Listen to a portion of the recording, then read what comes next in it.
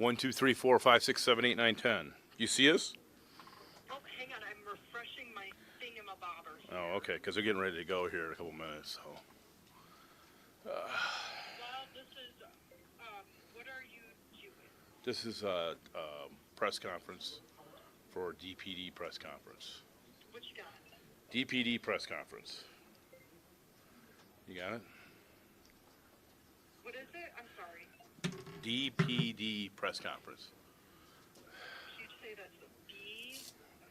Okay, D is in dog, Oh, P is in Paul, D as in dog, press conference.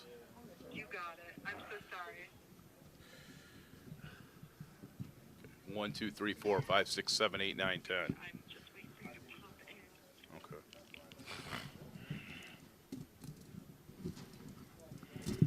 Okay, I see. I got the conference up. I'm ready. If you want. 1, 2, 3, 4, 5, 6, 7, 8, 9, 10. Check. I know you gave me one earlier. 1, 2, 3, 4, 5, 6, 7, 8, 9.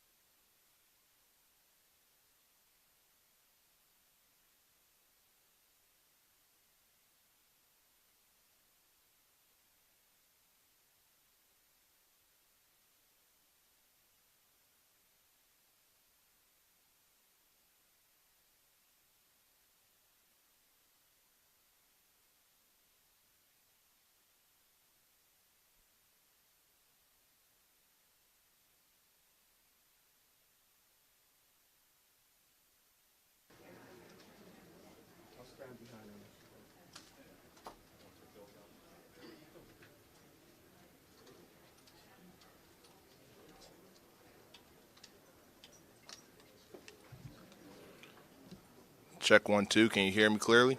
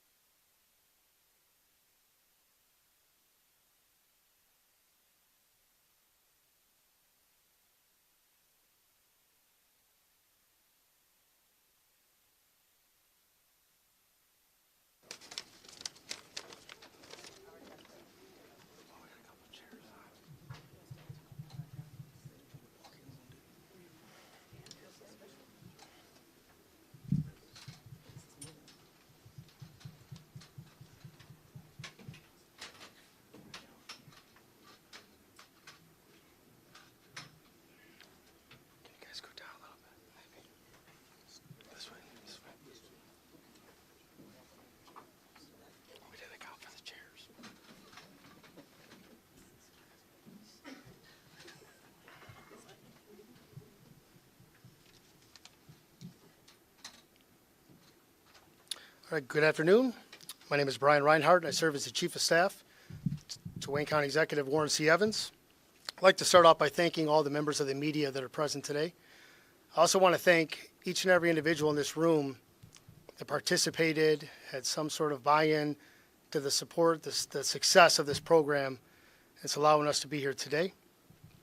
The purpose of this press conference is to highlight the collective efforts of all the principal stakeholders here today, which has led to a significant decrease in the criminal case backlog within our courts and a reduction in violent crime, more specifically homicide, non-fatal shooting, and carjackings. Today you'll hear from Wayne County Executive Warren Evans, City of Detroit Mayor Mike Duggan, Wayne County Prosecutor Kim Worthy, Chief Judge of the Third Circuit Court Patricia Fazzard, Chief Judge of the 36th District Court William McConaughey, Wayne County Sheriff Raphael Washington, Michigan Department of Corrections Director Heidi Washington, Detroit Police Chief James White, and I also want to recognize our Deputy County Executive Assad Turfy and Chairwoman Alicia Bell, Wayne County Commission. At the conclusion of Chief White's remarks, who will be last, we'll open up the floor for questions. At this time, we give you Wayne County Executive Warren Evans. Well, first of all, good afternoon, and thank everyone for being here. I'm tremendously excited about our accomplishments that we're going to talk about today. And I've been around long enough, I don't get really excited too easily. So in past years, believe me, if you look down this list here, you would not see everybody together smiling. Government's complicated. Government has lots of different layers. And we all came together here. In 2019, we put together a violent crime reduction unit kind of task force, and it was led by what we call the FAST team, the Fugitive Apprehension Service Team, that had the task of going out serving warrants on gun offenders and violent offenders. They've been doing a great job since 2019, and I've been asked many times to let's have a press conference to talk about their accomplishments. We had to see some statistical data that the impact from those things were really making a difference on crime in Detroit and Wayne County, and we're really excited today to talk about how that's worked. That team has been fabulous. They've made great arrests. They've done significant things. But nobody wants to hear about the numbers of arrests. What people want to hear about is the overall reduction in crime and those officials that you've elected to do work in this county and this city are actually working together to see that those things get done. An amazing level of cooperation highlighted by the fact that all of these stakeholders, when we got together, all wanted to figure out how do we work together as a team as opposed to who should we point the finger at who screwed up last week or who had a specific issue. What really added to the, I guess, the focus on this and success was COVID, which not only in Detroit but throughout the country, everybody's dockets were backlogged. The court's dockets, I don't care what court, law enforcement had a problem keeping enough officers on the street, not just because of the impact of the disease of COVID, but I don't know what happened to thousands of people. I'm being a little facetious right now. Really hard to find employees during that period of time. It was really hard to keep employees during that period of time, and so the sheriff's office, the Detroit Police Department had difficulty just maintaining the strength necessary, the manpower strength, to be able to get out and do their job. So in many areas, COVID highlighted what we already knew, which is we've got some systems that are overworked and they need to be fixed. Most systems in a criminal justice system don't get fixed easily because you have so many layers of government that are critically involved. You have the city, you have the county, you have a county court, you have a city court, you have the prosecutor's office, you have the Michigan Department of Corrections that I hadn't mentioned yet, which is a state agency, which is very critical to this group. And so when we all get together and look at what the court backlog is, look at the data to suggest what is not happening or what has happened adversely as it relates to the pandemic, we all sat down and figured out it's not just catching bad guys, but we got to make sure that we're focusing the catching bad guys on system improvements, and we can't overlook the fact that dockets are being crunched in many areas, overcrowded, and not realize that has an impact on safety in the streets. It absolutely does. When people are out on bond for subsequent crimes, out on bond again, put on tether, out on bond, those of us who have been in the business for a long time understand they don't just sit home and twiddle their fingers while they're on bond. Many go back out and commit additional crimes. So the quicker we can get at those backlogs, the quicker we can dispense justice in a reasonable way, the better off we're all going to be. And I just want to, and I'm going to turn the mic over in just a minute to the mayor of the city of Detroit, who, by the way, was once a prosecutor. And in another life, I once was a police chief and a sheriff. And so we both have had experiences with violent crime, the problems with violent crime, and ways to deal with violent crime when we all are a part of running bureaucracies that don't always want to sync up and get things done the right way. This is an example of it being done the right way. And I'm going to turn the mic over to the mayor of the city of Detroit, who will drill into just how we know these initiatives have paid off. And by the way, at a time when they're not paying off many places in this country. You know, what we have been able to do here is directly opposite to what we're seeing in major cities all throughout the country. With no further ado, let me turn the microphone over to Mayor Mike Duggan.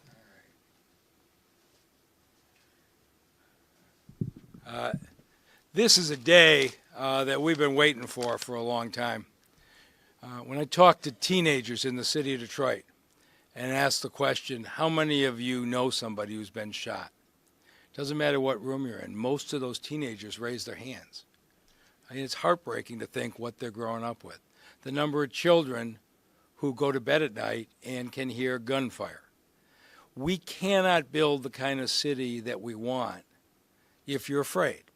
And we were making significant progress before COVID. And then here and all across America, violent crime soared. And I love reading these psychological profiles and medical reasons. It's a bunch of nonsense. We know why violent crime soared in America. The criminal courts shut down. You couldn't put 12 jurors in a room. And so about 2 years ago, and as executive mentioned, it was also hard to hire police officers. We were down 300 police officers. I went to the executive. I said, I got this plan. We're going to give our officers $10,000 raises. I'm going to fill these 300 officer positions. We got a great police chief, great police force. But let me show you what's going on. And we sat down, and we're blessed here because there's no other county executive in the country who was a sheriff and a police chief. Nobody has to explain anything to Warren Evans about law enforcement. And I said, you have today 4,000 felony gun cases waiting trial at circuit court. It's an astonishing number. You size your jail beds for a 3 to 6 month docket. You house prisoners who can't make bond until they're at trial in 3 to 6 months. At 4,000 cases, this is a 2-year backlog. There's no jail beds for these 4,000 folks. What happened? The judges had to put them out on very low bond. They had no choice. People who shot people were out on the street. And Sheriff Washington did the best he could to put tethers on them. Tethers were originally conceived as a way that somebody could be incarcerated at home instead of the jail. They'd be in their house except when they were at work or at school. Except there were so many people on tether, there was nobody to monitor them. And I showed the county executive, we had a shooting at a party at 2:30 in the morning on a Saturday night. And when we ran the tether report, 22 people who were pretrial fellas on tether were within 100 feet of the shooting. I mean, there was no criminal justice system functioning. And when the county executive looked at that, he says, you could hire all the cops you want, But if they arrest them and they're promptly bonded out, they're back on the street the next day doing the same activities, the crime is going to get away from us. But we knew what it took to make this work. You needed everybody. You needed the prosecutor, you needed the sheriff, you needed the district court, you needed the circuit court, you needed the state. And as the county executive said, I'll be glad to pull them all together, but none of them work for me, right? I mean, I support them financially, but we owe the county executive a great debt of gratitude. He was the driving force, brought the people into this room, and all we did was sit down together and share data. Nobody told anybody what to do, but we all understood what the cause of the violence was. And so it was remarkable to see what happened. Judge McConaughey stepped up first. When he looked at the backlog on 36th District Court on the gun cases, he actually stepped in and took the docket himself and started to hear cases. So he led his colleagues by example and generated some serious momentum. In January, we got the greatest gift.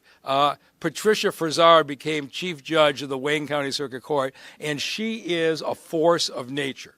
I have never seen anything like what's happened this last year. Is basically you took a court, like most other courts in America, was on a schedule working from home, and she got enormous productivity out of those judges so that the cases could be handled timely and fairly, which put all the pressure in the world on Kim Worthy and the Wayne County prosecutors. I used to be the prosecutor. It's a huge docket to handle your everyday cases. What Prosecutor Worthy had to do was take 3,000 or 4,000 backlog cases and handle those at the same time. And she was short of staff, but with the county executive support, they got significant raises, was able to start to do it. But somehow Prosecutor Worthy was able to handle these cases. And you see from the numbers that we passed out, the circuit court backlog went down from 4,000 felons out waiting for trial down to 1,400. A lot of things happened.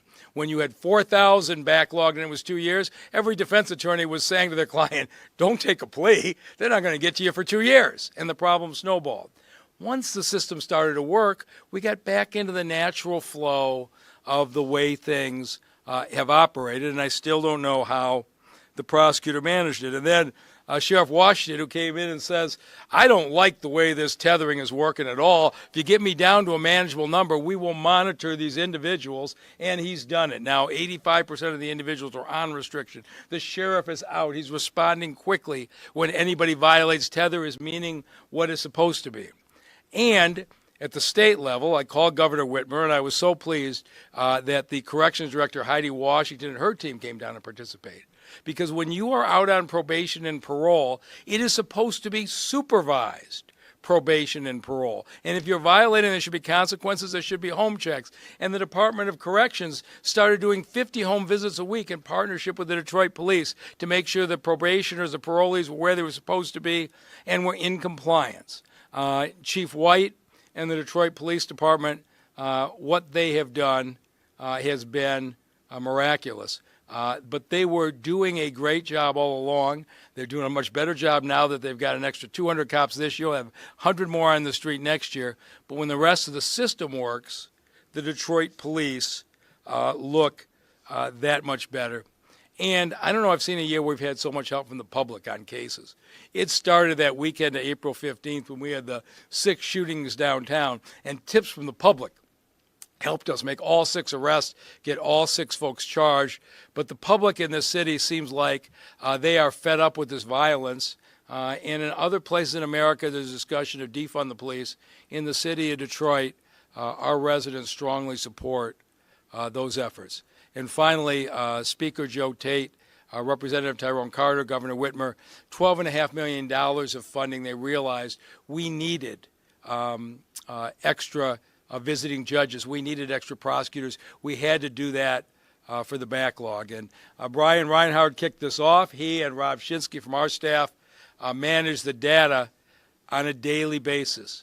It sounds boring, but moving 4,000 pretrial felons through the system so that there's accountability in a fair way, we've seen now numbers we've never seen, 18% reduction in homicide. 60 more people are going to be living this year because our homicide rate went down. More than 100 fewer shootings and carjackings at the lowest level on record. We've gone from, when we started Greenlight in 2015, we've gone from 10 carjackings a week down to 3. It is starting to be the kind of success we want. One last note, and I want to say thank you again to Dawn Eisen, the U.S. Attorney, and all of our federal partners, the FBI, the DEA, the ATF, the U.S. Marshal. They have been great partners in taking gun cases federally. We've had 2 announcements where the U.S. Attorney has highlighted those successes. But what you haven't heard is a story of the people standing here who have been around this table, who just decided enough was enough on the violence, and just every single one of them. And I'll tell you one more side story to give you a sense of how we're working. We decided we're not blaming anybody. We all know what it's caused. But Prosecutor Worthy came in one day, and she says, I'm seeing a whole lot of dismissals at 36th District Court because Detroit police officers aren't showing up at the courtroom. And it's like, how many parts of the system are messed up? But Chief White put a team on it. Turned out we had notification issues. It also turned out we had the cops in the buildings a lot of times, and nobody told them when court was called. We fixed a process together that has almost eliminated dismissals because officers not being there. All anybody wants is justice. If somebody's innocent, they ought to be acquitted. If it's a first offense or a minor offense, they should be treated fairly. But if they are a violent criminal, the victims have a right to justice as well. And that's starting to happen again. And so at this point, I get the opportunity to introduce a person who's worked long hours. She was supposed to be out of town for her birthday tomorrow on a trip. But she wanted to be here to make sure to give credit to the men and women of the prosecutor's office who are so responsible where we are today, and all the other folks who are here with us. So I'll introduce now Prosecutor Kim Worthy.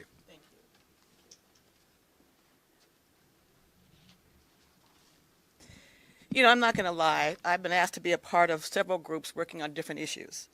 And when I was first told about this collaborative, and I love collaboratives when they work, I said, okay, yeah, right, whatever.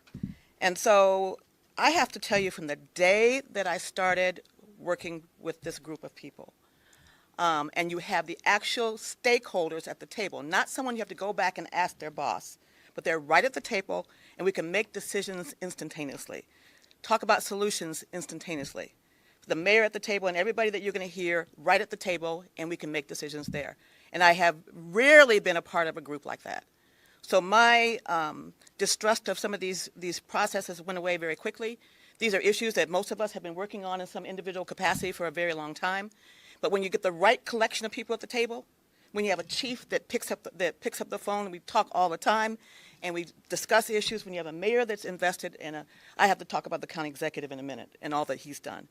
When Chief McConaughey and I are talking and texting, same with Judge Fazzard, who's been a friend for many years, and you get people at the table who you know and you trust, and you know they have their passion in their heart and their spirit right at that table, it makes it so much easier. And I've said for many, many years, I've had weeks, months, and sometimes years when I say, why is it so hard? Why is it so freaking exhausting to get justice done in Wayne County? Because you don't have the right elected officials in place. You don't have the right people who really don't have an agenda in place. Their only agenda is to make sure that justice is done and people are treated fairly, and that we deliver services to the citizens of Wayne and the city of Detroit. So when you get a collection of people like that, and also the commission, again, making things so much easier than it used to be. So much easier with Chair Bell and Sheriff Washington as well when he was kind of newer on the scene. So this collaboration has produced great dividends, great results. There has been a global approach to fix some of these issues caused by the pandemic, as the mayor said and as the county executive said. I want to talk a minute about Hassan Beydoun, who is the mayor's, I believe, lobbyist in Lansing, who helped secure the money that he was talking about, because we've been trying to do that for years. And so the security, let me just tell you what this money is going to do for the prosecutor's office. It's going to bring prosecutors back to work in Detroit's most violent precincts. We had to discontinue that program because we didn't have the staff. It was an immensely popular and great program that gave results, some of which you will see today. We are going to be able to focus on cases with a gun violence component. What do I mean by that? The domestic violence cases, the child abuse cases, the regular gun cases, when I say regular, I mean the straight gun possession cases. We're going to have prosecutors that will focus on that. And so we have looked at our numbers of domestic violence homicides and domestic violence cases where there are weapons involved. We've looked at our numbers where there are child abuse cases where children are held at gunpoint and who are shot with guns. And we're going to be able to have prosecutors focus on those gun cases. We're going to be able to have prosecutors that focus on the gun warrant requests that come in. We're going to bring back some restorative justice programs that help people so they know what the consequences of possessing a firearm, an illegal firearm in Detroit. There was a program that we had many, many years in the 36th District Court that worked on Saturday mornings with Judge Willie Lipscomb, may he rest in peace, teaching defendants who had illegal guns what the consequences were. We brought in medical examiners, we brought in medical personnel, we brought in people who had been harmed by gun violence in wheelchairs, quadriplegics, paraplegics, to talk to these defendants. We're going to be able to bring that back because we lost the money.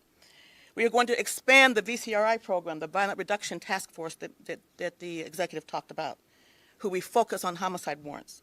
And we also are going to be, and this is very, very near and dear to me, be able to recruit and train prosecutors and retain prosecutors.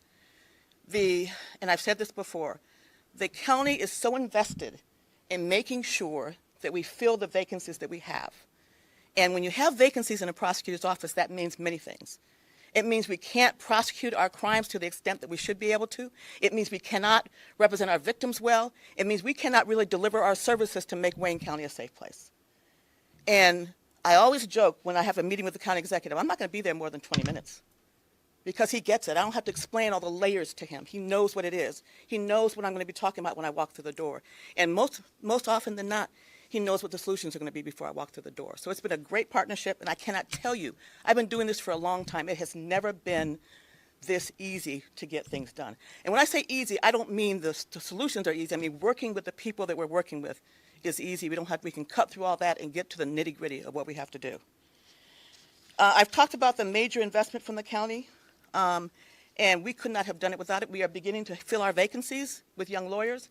We are still having some challenges getting experienced people back in the office, but people are hearing about what the county has done and how committed they are to the prosecutors in our office. They were getting phone calls almost every week about people who might want to come back, and so that's always a great thing.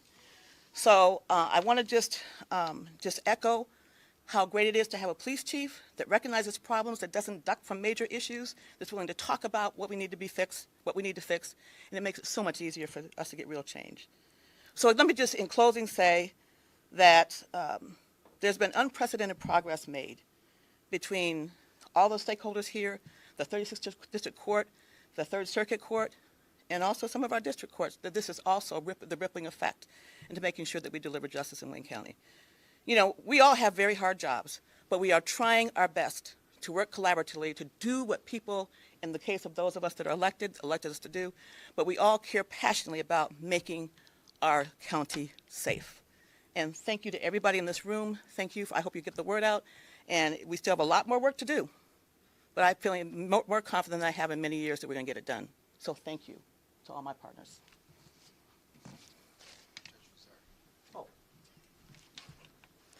Judge Patricia Broussard, the Chief Judge of the Wayne County Circuit Court.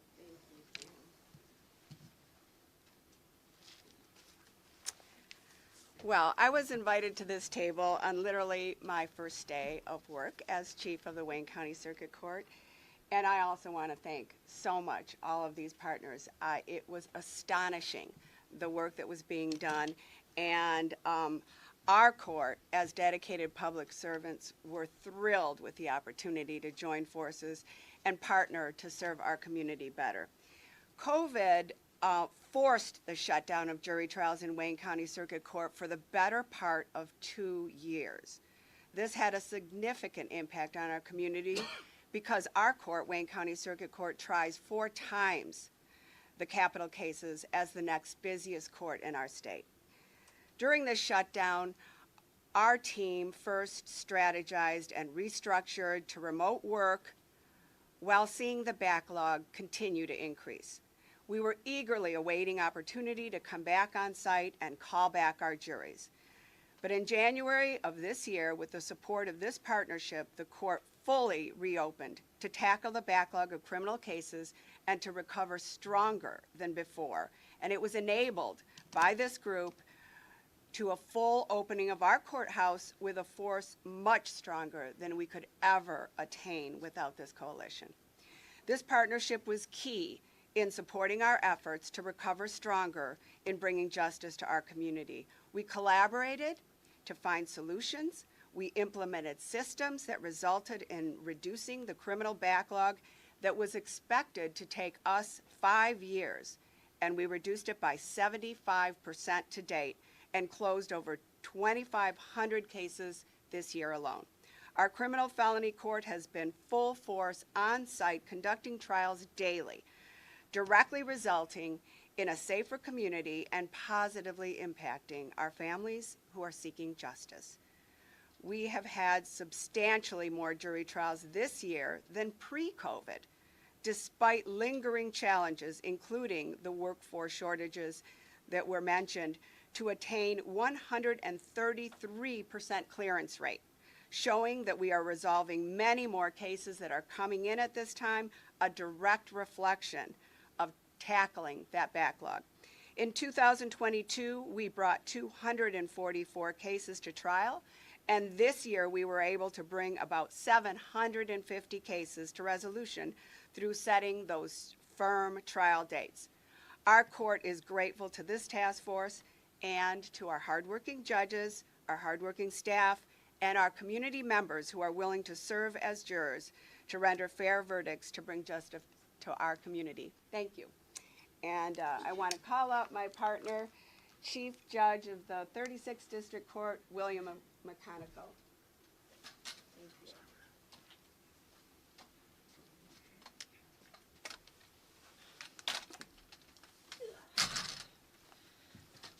I didn't want Prosecutor Worthy to be alone, so I brought the crutches as a prop today. First of all, it is an honor to be amongst this group. I remember when I was asked to have a breakfast with Mayor Duggan and Executive Evans, and I thought we were just going to talk about, you know, how life is going, and the mayor came with stats about my court. Executive Evans went through all kinds of crime data, and I said, okay, this is not that type of breakfast. So we got to it really quick, though, and the numbers were staggering. And what our court is, a mantra of our court is about access to justice. And if you have a backlog of cases, whether it is the victim or whether it's the defendant, if the case cannot be heard for months and sometimes out years, there's not an access for justice for anyone. And so we went to work, and we went to work immediately. I had a concept of starting a docket to handle guns only, and I didn't want to have another judge do it or add to someone else's docket, so I said I'll do it myself. But you can't just do things yourself. I had to contact the chief judge of the Wayne County Circuit Court because the work I would need to do, I need to be cross-designated as a circuit court judge. That happened. We went to the state court administrator's office, and they cross-designated 3 judges at our court so that we could handle these gun cases from the beginning to the end, and so we were able to get rid of that backlog. And it was because of the partnership. Sat at this very table, and we were talking about monitorization of defendants who were on bond. And I heard from Sheriff Washington and Chief Dunlap the issues with monitoring. I was under the assumption at that time that when magistrates were setting bonds that they were giving conditions. But through the pandemic, they were just given a GPS tether, and people could be out. And when we heard the story of how many people were at a shooting that were on tether, I said, we can change that next week. And so now when a person is out on a tether bond, either there's a curfew or they're under house arrest. There is no just you're on a GPS tether. And those are things that were very tangible that came from sitting at this desk. When things were discussed, again, we did not have to go to another channel. We made decisions, and the stats speak for themselves. The city is a much safer place. The access for justice has increased, and Chief Rosara, she called me her partner. Sometimes she has a way of texting or calling between 6:30 and 7:30 in the morning. During my daughter's drop off for high school, that's when we're discussing this stuff. But we talk that way. I've talked more with the prosecutor. I've known her for over 20 years. I've talked more in the last 20 months in those years before that. And it's all to get to the result. And so I'm very proud of being a part of this group. And I will say, I said it before we came in here, Mayor Duggan and Executive Evans, this was their brainchild. They didn't put their staff on it and just walk away. They've been here every step of the way. I want to thank the judges on the felony division at the 36th District Court for the hard work that they've done. When others were working remotely, they were in the building. My court administrator, she speaks with Rob Shinsky and the other folks from the city every day, all day. And they're working on and pulling this stuff together. So it couldn't happen without the staff and without the people here. So I want to thank you. And we have, I'm sorry, I guess this is the hard part. Sheriff Washington is next.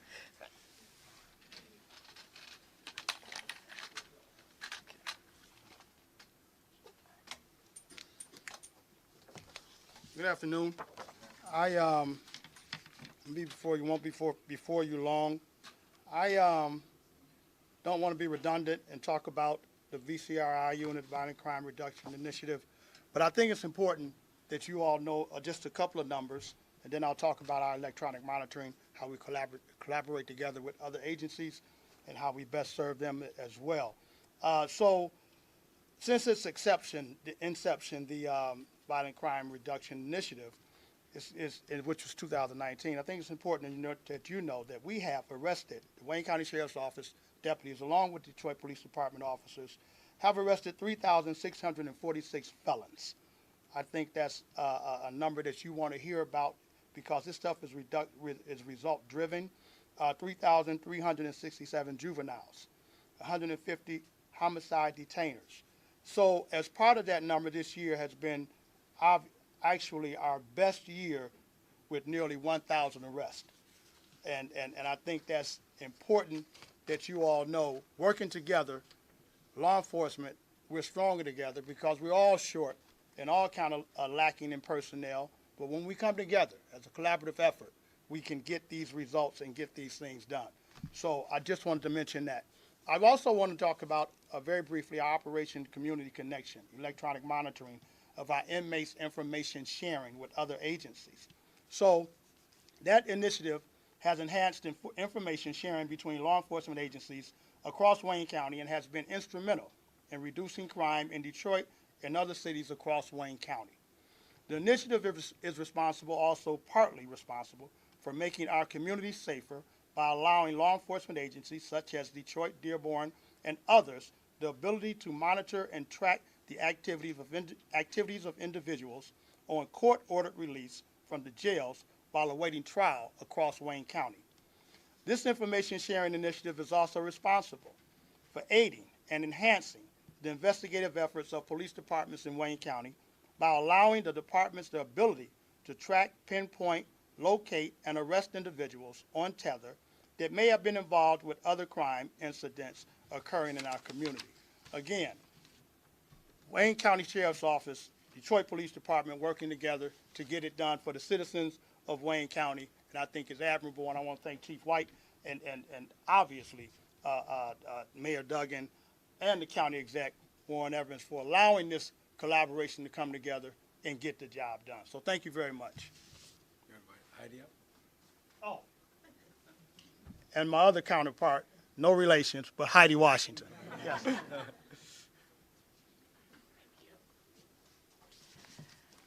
Thank you. Well, it's good to be here today. Thank you, Mayor. Thank you, Mr. County Executive, and everybody in the room. As you've already heard, the results of this effort are clear. When we work together in a proactive fashion, local, county, and state, we can make tremendous impact in making our community safer. And when I thought about that, it doesn't really seem like rocket science, does it? But the difference is, and I think you've heard it, it is having these people at the table who can get right to the core of the issue and make decisions to get things done. And I saw that happening in every meeting that we had. And I want to say that the county executive and the mayor approach these meetings, I think, a little bit differently, saying these are in person. We want to be together in person. And I think that's important when you want to get things done. And if people weren't able to be in person, everybody was there virtually. But for the most part, in person, every meeting. And I think that made a difference. And I'm very proud of the work that the Michigan Department of Corrections did and has played and will continue to play, importantly, in this effort, and also the support of the administration of Governor Whitmer throughout this entire process. The department has helped take illegally possessed guns off the streets and out of the hands of high-risk individuals. Knowing these individuals will be held accountable for their actions is key. That's why the reduction of these backlogs in the courts has been so critical to this effort. By focusing our approach on those at greatest risk of new violent behavior, we reduce the likelihood of serious crime, and most importantly, why we're all here, preventing future victims. This proactive approach has shown that when we work together, we stay focused on our goal and our commitment, we can and will, and in fact have, made a historic difference. So I want to say thank you for allowing myself and the Department of Corrections to be part of this effort to make our community safer. I appreciate the work of all of the partners, and I look forward to our continued collaboration. And with that, I will turn it over to Chief White from the DPD. Thank you.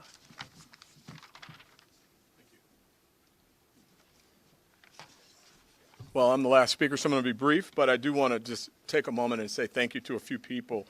Certainly, County Executive Evans and my mayor, Mayor Duggan, for their vision. I mean, understanding what we need in the police department to help get this criminal justice process under control is amazing. Having a former prosecutor as a mayor and former police chief and sheriff as a county exec certainly frees up you to have the right types of conversations at those meetings. You don't have to spend a lot of time wasting time talking about what if. They get right to the point.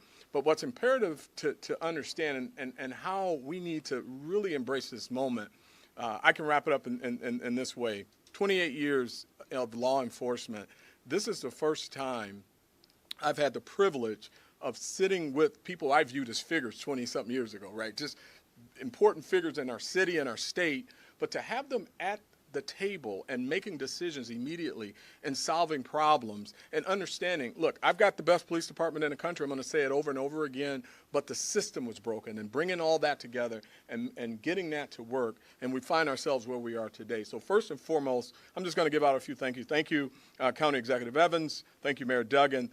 Thank you, Prosecutor Worthy. The conversations that we have day in and day out, she does not sleep, by the way. I can call her anytime, day or night, and on the weekends. And we talk about problems, but we also leave the call with solutions. So I could not be more grateful. And the impact that those community prosecutors have on closing cases and the confidence that they build with our community is incredible. There are times when we have prosecutors at precincts, particularly in non-fatal shootings, that are willing, or citizens are willing to talk to prosecutors and share information with them that they may not be willing to share with officers. It's just an incredible program, and I'm so happy to see it come back. Judge Farsad, thank you. Judge McConnell, another person I talk to a lot and can pick up the phone. My partner, Sheriff Washington, the Tether program, and having access, immediate access with our real-time crime center to that information to tell us who's in an area of these critical incidents and these violent incidents, and the judge really just saying, hey, look, there's something that we can fix right now, and fixing it is incredible.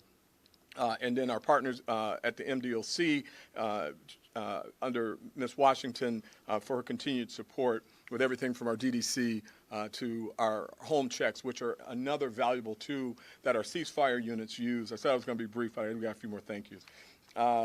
Hassan Beydoun out of the mayor's office. And again, this is, talking the walk and walking the talk. I mean, having access to a person in the mayor's office that's willing to solve a lot of these problems and secure dollars for us at the state level where we can hire police officers, the $10,000 raise, and now having a backlog of officers trying to get back to our department is something that I never thought I'd see in the time I've been with this department.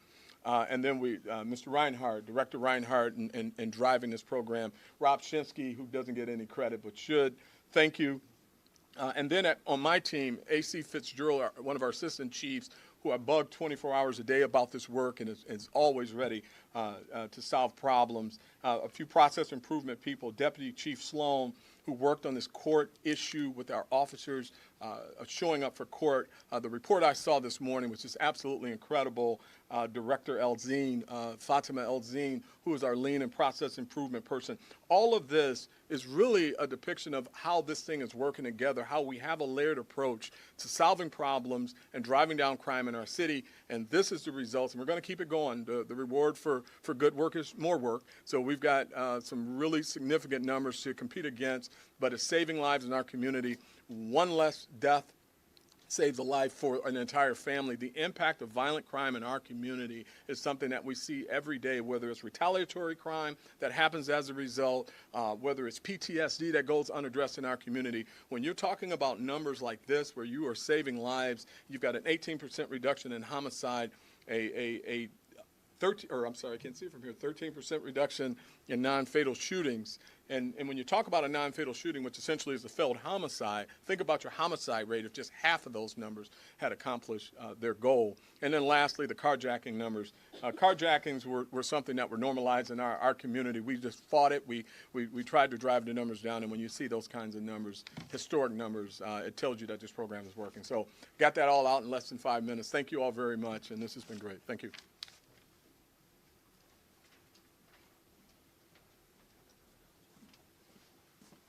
All right, with that, we'll open up the floor for questions. I have a question. Well, comment with question. I'm so proud to come back to Detroit. I just left the White House and they warned us about carjacking. Just left Atlanta, they warned us about carjacking. President Obama's form in Chicago, they warned us about carjacking and being robbed. To come back to Detroit and hear these numbers is wonderful. But in Fulton County, and I guess I want to address this to the Third District Judge and the Circuit Judge. I know, don't know you. You got to get more in the community. The judges said it's too many people being arrested that had legal guns, and they saw people being arrested and charged with not knowing how to handle them. What? And I know you're in the community a lot. I don't want you don't have to stand up. I knew you would because you're that kind of brother. I got you. What do you see in the Detroit and Wayne County area that reflects the same thing where, I know I've gotten a couple of calls from people who are in trouble because of guns illegally. Right. Gary's, thank you for the question. That's something that Prosecutor Worthy and Sheriff Walsh and I, we spoke about that at this table. Open carry is legal in the state of Michigan, but one of the issues is people don't know how to carry a gun when they're trying to open carry. There is a need for education. There's a need, and the prosecutor's office does a good job of ferreting out cases where a person is illegally carrying, but they're not trying to commit a crime. The gun is registered. There's a difference between a gun that's registered and a gun that's a stolen gun, or someone who's a felon in possession. And so part of the CCW docket, the prosecutor's office has a program where there was a diversion program. Now there's misdemeanors. It can be pled down to, and also the police. They're making discernments of whether a person is attempting to carry the gun properly. It's not broken down. But we have been talking about that and working on that for the past 18 months already.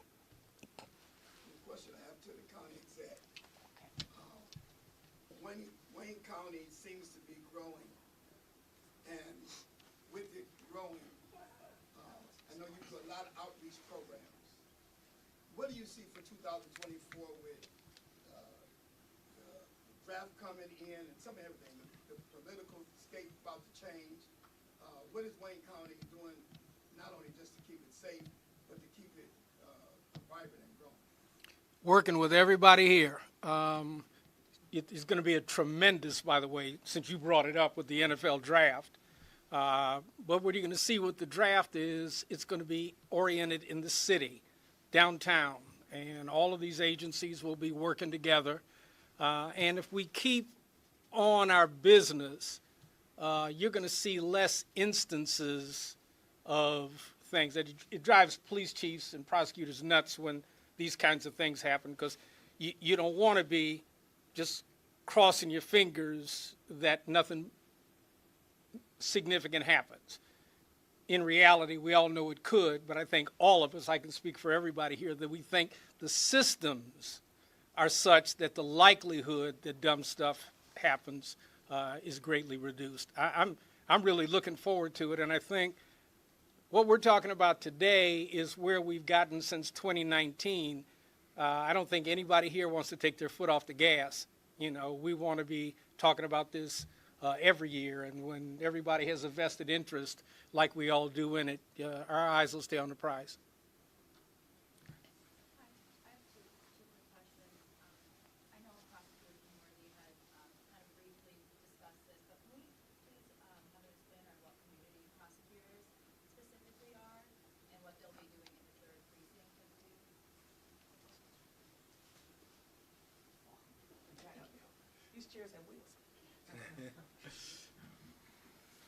It's a program that I hated to cut when I had to cut it because of our resource issues, and I don't want to imply that things are hard. It's still very hard, but I made a decision based on what the numbers showed when we had that program. Basically, we will, and I can never remember the precincts, I'm sorry, the 3 precincts? 12, 2, and 8 and 9. Okay. 4, okay. So there are certain precincts that have more non-fatal shootings, more trouble, more crime than others. And so we don't call ourselves embedded because we're an independent agency, but we have to make decisions based whether a crime happens or not. But we are there to answer questions. We are there to interact with the community, as was said before. Oftentimes, people will talk to prosecutors before they'll talk to the police or vice versa. So it's having someone right there, accessible, and it makes it work very hard. Also, the prosecutors the cases that come through those precincts, those prosecutors will handle those cases personally, and so that's also a big opportunity as well. So it's access, it's being seen, it's being community, it's the people of the community seeing that we're there, that we care, that we're doing the work, and again, they keep the cases that emanate out of their presence there.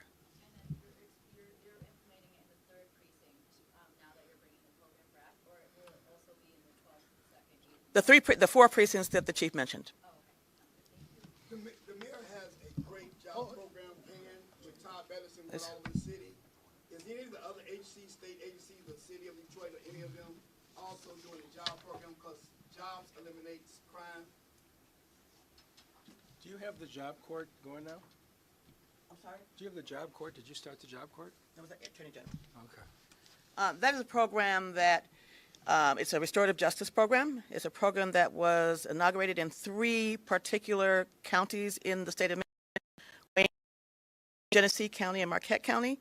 There is a specially appointed judge. I don't know which judge it is, but there's a special appointed judge. And when court, that goes from the original judge's docket into that particular docket.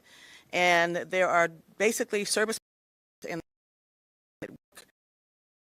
maintaining a job because we do a good job